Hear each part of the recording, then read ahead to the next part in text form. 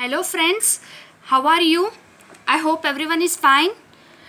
Today we will see an most important, one of the principle of stereochemistry, that is if the starting material its substrate and reagents are achiral in a reaction and the product we got is chiral. If the product is chiral, then the product will be formed in a racemic mixture form.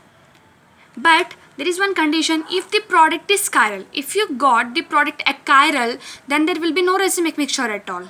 So let's see now what is racemic mixture. That is 1:1 ratio of 2 enantiomers.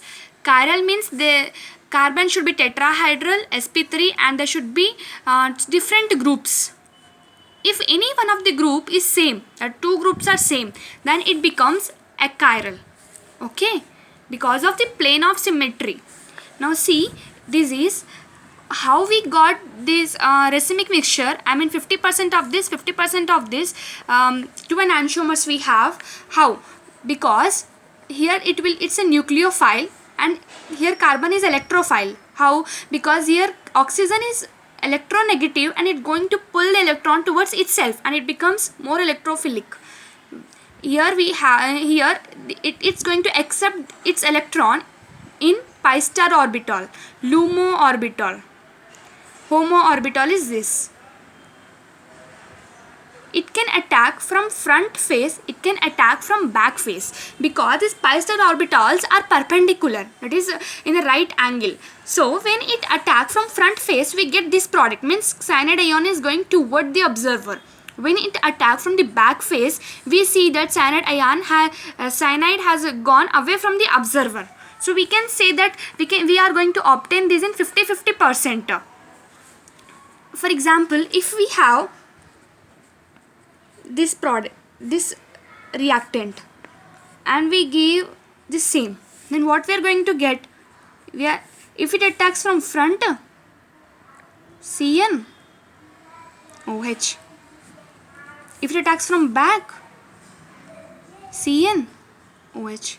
Can we say these are chiral molecules? No, because here this is methyl, this methyl. Both are same. Here also methyl, methyl. These are same. This makes it achiral. Condition is one, that if we get the product chiral from the achiral reagents and starting material, then this principle gets applied. Okay. And now the most important example, that is Sticker's method. Sticker synthesis. This is we do for the synthesis of alanine. Okay. How we do this mechanism? NH4Cl plus KCN, we get NH4Cn plus KCN. From this we get NH3 plus HCN. Now methyl double bond OH, and we can say this is when it attacks, we are going to get perpendicular. Front face and back face will be there for the carbonyl group. So when it attacks from the front face, we'll get this plus we'll get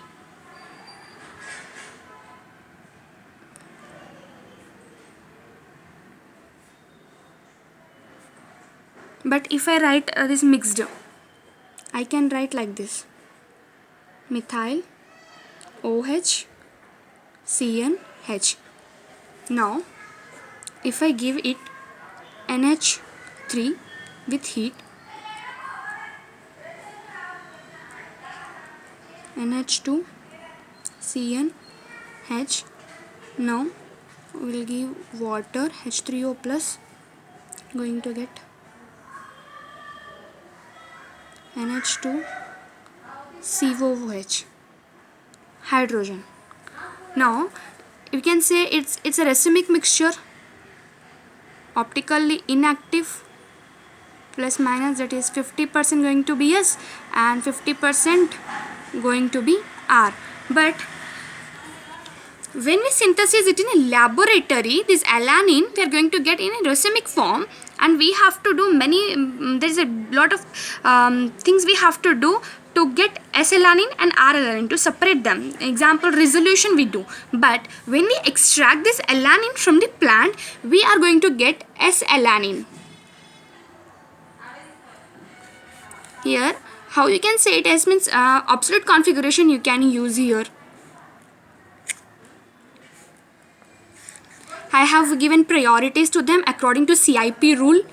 Now from 1, 2, 3 it goes like this R, but because the fourth priority on a wedge we give it yes configuration. Here I want to say that here I want to conclude is that from the plant, from the mother nature, we are getting pure enantiomer, but when we synthesize it in a laboratory, we are getting racemic mixture.